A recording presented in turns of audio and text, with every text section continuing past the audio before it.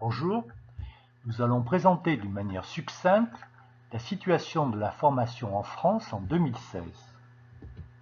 Quand elle sera publiée, vous pourrez vous reporter aux propositions de mesures pour la formation dans le cadre du meilleur programme trouvé par cette étude. Nous assistons malheureusement à une baisse de la qualité de la formation en France, commençant par le primaire, les collèges, les lycées.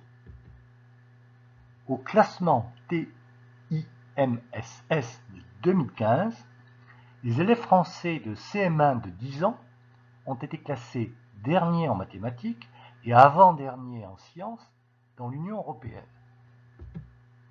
Au classement de l'UNICEF 2016, la France était au 28e rang sur 35 pays de l'Union européenne et de l'OCDE en matière d'égalité et donc d'inégalité de bien-être entre les enfants. Au classement PISA de 2016, qui concernait les élèves de 15 ans de l'OCDE et dont le domaine majeur d'évaluation était les sciences, la France était au 26e rang sur 70 pays évalués. Nous observons aussi une baisse de la qualité de la formation en France en ce qui concerne les universités et les grandes écoles. Au classement de Shanghai 2016, des 500 meilleures universités du monde, l'université Pierre et Marie Curie a été première université française à être classée, elle était au 39e rang.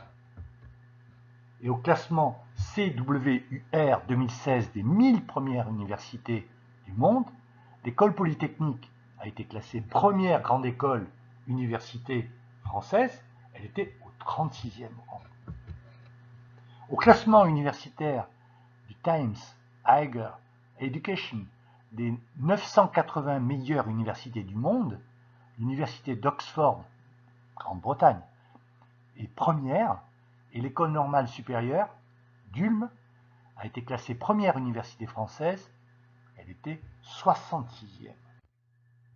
En ce qui concerne la qualité de la formation en France, je n'ai pas trouvé de statistiques plus récentes, mais en 2012, l'illettrisme concernait 7% des adultes de 38 à 65 ans, c'est-à-dire 2 500 000 personnes.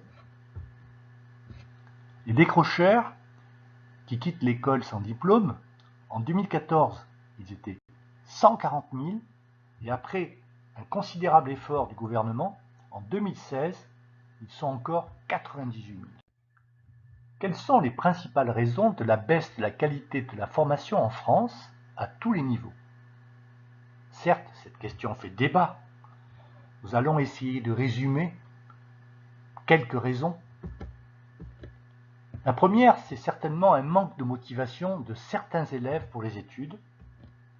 Ensuite, un certain discrédit, d'une part du mérite, d'autre part de l'excellence, c'est-à-dire de l'incitation de chaque élève à donner le meilleur de lui-même, de l'ambition, de la sélection, qui pourtant suscite l'émulation et donc l'amélioration de la qualité de tout un chacun, du plaisir d'apprendre et de faire des études avec sérieux.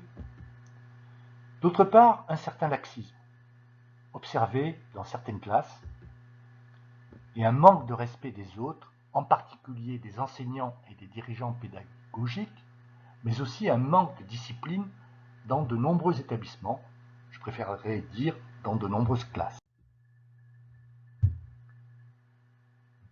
Nous considérons que, pour être succinct, nous arrêtons là notre présentation synthétique de la situation de la formation en France. Et je rappelle que vous pourrez vous reporter aux propositions de mesures pour la formation dans le cadre du meilleur programme trouvé par cette étude.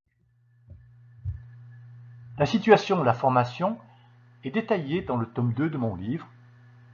Merci. Au revoir.